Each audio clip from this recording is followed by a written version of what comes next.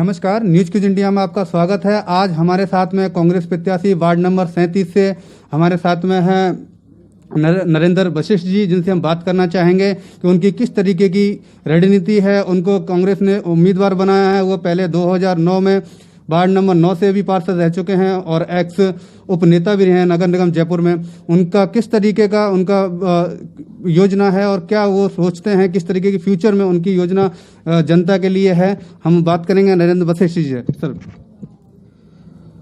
सबसे पहले तो मुझे कांग्रेस कमेटी का उम्मीदवार बनाया, दोबारा यहाँ से पार्षद का मुझे चुनाव चिन्ह देके अपना सिंबल देके मेरे को यहाँ भेजा। उसके लिए तमाम कांग्रेस पार्टी के सम्मानित नेताओं का मैं आदर से सम्मान करता हूँ, उनको बहुत बहुत धन्यवाद देता हूँ।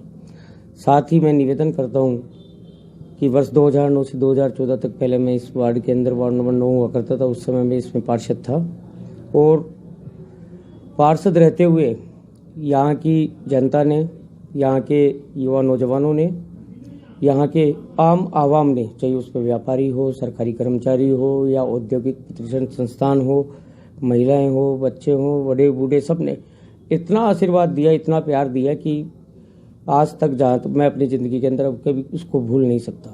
पिछला चुनाव मेरा ज़रूर माइनस रहा, उसके भी कई कारण रहे, लेकिन आज फिर जनता जनार्दन का आशीर्वाद हमारे साथ है। जनता चुनाव लड़ रही है। हम तो केवल उनके आशीर्वाद से, उनके सहयोग से उनकी उम्मीदों को पूरा करने की कोशिश कर रहे हैं कि जो मान और सम्मान जो पब्लिक चाहती है, क्योंकि मैं पार्षद जी का तो नाम नहीं लेना चाहूँगा, पिछले 6 साल का जो कार्यकाल उनका था, उन कार्यकाल के अंदर किस तरह का काम हुआ नहीं हुआ मैं मेरे मुंह से कुछ नहीं कह सकता। लेकिन आज अगर आप जनता के अंदर बीच में जाके देखेंगे तो उसके अंदर आप पाएंगे कि इतनी अव्यवस्थाएं, अपारदर्शी कानून व्यवस्था, चाहे सड़कों का हाल हो, लाइट का हाल हो, पानी का हाल हो, पूरा वार्ड जो पहले वार्ड नंबर 9 हुआ करता था, फिर उसके बाद वार्ड नंबर 12 रहा, आज पूरे वार्ड के लोग चाहते हैं कि विकास हो और दोबारा से हम इस क्षेत्र के अंदर उनके साथ काम करने का आशीर्वाद वो हमें दें।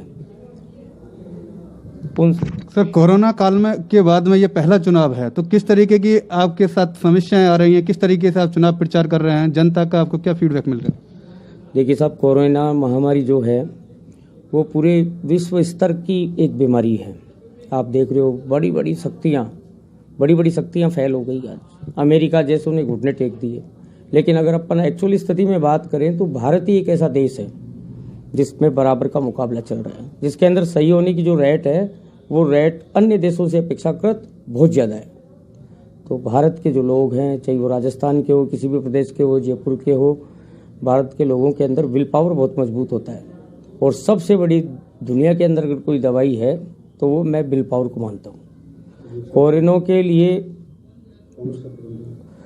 और उसके अलावा जो हमारी कांग्रेस पार्टी का जो प्रबंधन रहा, आदरणीय अशोक गहलोत साहब ने जिस तरह से राजस्थान के अंदर एक रूल्स एंड रेगुलेशंस तय किए, कोरोना से हमारा कैसे मुकाबला हो, कैसे हम उसको आमने सामने की लड़ाई के अंदर हम उसको कोरोना को पराजित कर अपने आप को और अपने परिवार को बचा सकते हैं, उसके लिए जो गाइडलाइन उन्होंने दी, राजस्थान की सरकार ने दी, आदरणीय अशोक गहलोत साहब ने दी, हम उसके ऊपर चलते हुए जरूर जितना भी हमसे हो सकता है उतना हम कोरोना के खिलाफ संघर्ष कर रहे हैं, करते रहेंगे।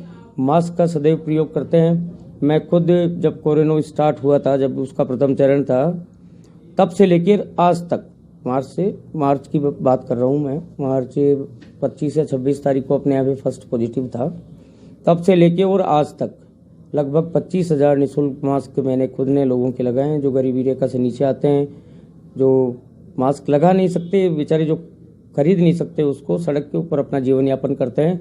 ऐसे लोगों को हमने 25,000 लोगों को मास्क की व्यवस्था की, क्योंकि जब तक वैक्सीन नहीं आती है तब तक मास्क ही वैक्सीन है।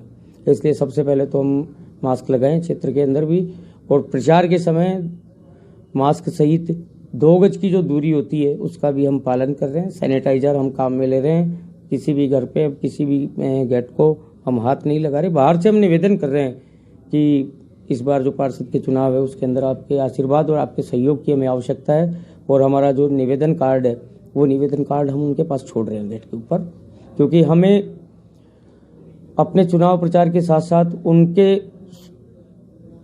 उनके स्वास्थ्य की भी हम लोगों को बहुत देखना पड़ेगा, क्योंकि कोई भी चुनाव व्यक्ति के स्वास्थ्य से ज़्यादा बड़ा नहीं हो सकता, चाहे वो पार्षद का हो, चाहे एमएलए का हो या एमपी का हो। लोकतंत्र के अंदर चुनाव प्रणाली का हम सम्मान करते हैं, हिंदुस्तान के कानून का हम सम्मान करते हैं और उसके तहत ही हम चुनाव प्रचार कर रहे हैं। सर, आप चुनाव प्रचार में जा रहे हैं तो जो जनता है वो किस तरीके की समस्याएं आपको बता रही हैं कि किस तरीके के काम उस तरीके पहले नहीं हुए हैं, और आपकी जो क्या योजना है, अगर आप पार्षद के रूप में चुन के आते हैं तो आपकी किस तरीके की योजना रहेगी, आप किस तरीके से विकास करेंगे, किस तरीके से आपका प्लानिंग होगा? देखिए साहब, मैं तो अभी 4 दिन से प्रचार कर रहा हूँ यहाँ पे। मेरे को तो किसी भी जनता ने कोई समस्या नहीं बताई। मैंने पूछने की खूब कोशिश की उनको, लेकिन उन्होंने कहा नहीं, इस बार आपको पार्षद आना हम बहुत परेशान है। क्या परेशानी है, चाहे वो पानी की है, सड़क की है, सीवरेज की है, क्षेत्र की पब्लिक और क्षेत्र की जो जनता है वो सदमे में है। केवल मैं उनसे आश्वस्त करता हूँ उनको कि अगर भगवान ने चाहा, आपका आशीर्वाद रहा तो हम सब स्वस्थ रहेंगे और विकास की दृष्टि से, वो एक परिवार की दृष्टि से हम लोग सब साथ मिलकर एक बार से फिर से हम विकास की श्रृंखला को आगे बढ़ाएंगे, सबको साथ लेते हुए। महिलाओं की सुरक्षा आज देश में बहुत बड़ा मुद्दा है, और जो राजस्थान और जयपुर की बात करें यहाँ पर भी एक मुद्दा है, तो क्या महिलाओं के सुरक्षा से संबंधित आपकी कोई योजना है? देखिए साहब, जो आप प्रश्न पूछ रहे हैं ये वैसे तो पार्षद लेवल पे नहीं होता है, क्योंकि हम लोगों के हाथ में इतना कुछ भी नहीं होता कि हम महिलाओं को हमारी तरफ से कोई कानून बना के लगा सकते हैं। लेकिन हिंदुस्तान की सरकार ने, राजस्थान की सरकार ने अपने कानून व्यवस्था के अंदर कई धाराओं के अंदर अगर आप देखेंगे तो इतने सारे कानून बना रखे हैं कि अगर आप उनको अगर मजबूती के साथ अगर फॉलो करोगे तो मैं बता रहा हूँ, ये जो जितने भी महिलाओं के साथ उत्पीड़न होते हैं, अगर ईमानदारी से अगर उनका पालन किया जाए और किसी भी तरह की कोई अगर इसमें दुर्व्यवहार वाली बात नहीं हो, सच्चाई हो, तो मेरे हिसाब से अगर 2, 4, 5 इस तरह के अगर कोई ओरिजिनल मामले आए और उनके फैसले ओरिजिनल हो, किसी तरह का कोई हस्तक्षेप नहीं हो, तो महिला उत्पीड़न को कम किया जा सकता है। अब जनता को, मतदाताओं को अब क्या संदेश देना चाहते हैं कि उनको एक संदेश रहे कि आपको वो पार्षद बनाए? देखिए साहब, मैं तो जनता को कोई संदेश नहीं दे रहा, जनता मुझे संदेश दे रही है कि आप आइए, हमें पानी की परेशानी है, बोरिंग खराब हो गए, सड़क खराब हो गए। 5 साल पहले आपने ये बनाए थे। मैं जब 2009 से 2014 तक पार्षद था यहाँ पे, तो जितने भी कॉलोनीज थी उन सब कॉलोनियों के अंदर मैंने सड़कों का निर्माण करवाया। करीबन 165 के लगभग मैंने सड़कें बनाई कॉलोनियों के अंदर। लगभग 10 या 11 कॉलोनियों के अंदर हमने सीवरेज व्यवस्था ठीक करवाई, जो दुरुस्त करवाई। कई कॉलोनी ऐसी थी जिनके अंदर सीवरेज व्यवस्था थी ही नहीं। पार्क डेवलपमेंट कराए मेरे वार्ड में। पहले केवल एक ही पार्क था, गणेश मंदिर का पार्क। फिर उसके बाद में हमने 5 साल काम किया जनता के आशीर्वाद से, तो आज 9 पार्क मेरे वार्ड नंबर 9 के अंदर है। 9 पार्क हमने बनाए। ये थे हमारे साथ में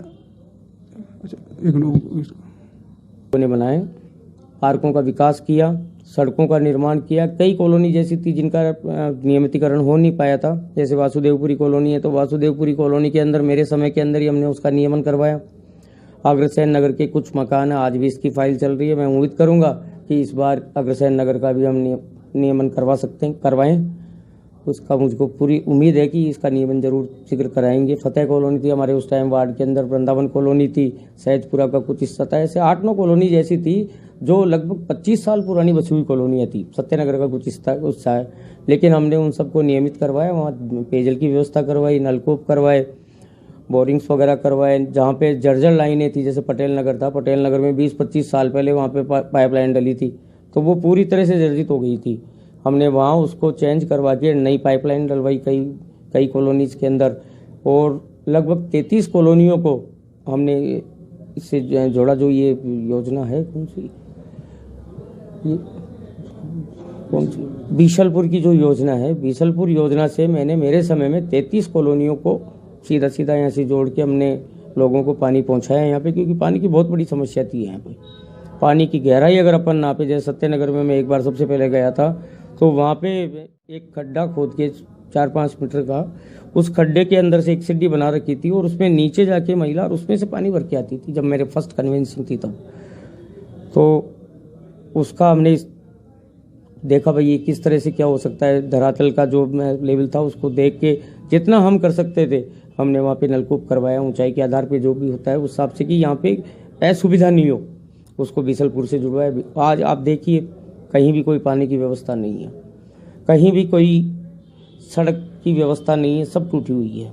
इसलिए मैं चाहता हूँ कि वार्ड नंबर 9 की जनता जनार्दन मुझे आशीर्वाद दे और मार्गदर्शक बनकर, जैसे पहले 2009 से 2014 तक मैंने काम किया, उनके मार्गदर्शन में मैं एक बार फिर से उन्हीं के मार्गदर्शन में, उन्हीं के सहयोग से, उन्हीं के आशीर्वाद से और उन्हीं के दिशा निर्देश पे काम करने के लिए पूर्ण आश्वस्त हूँ।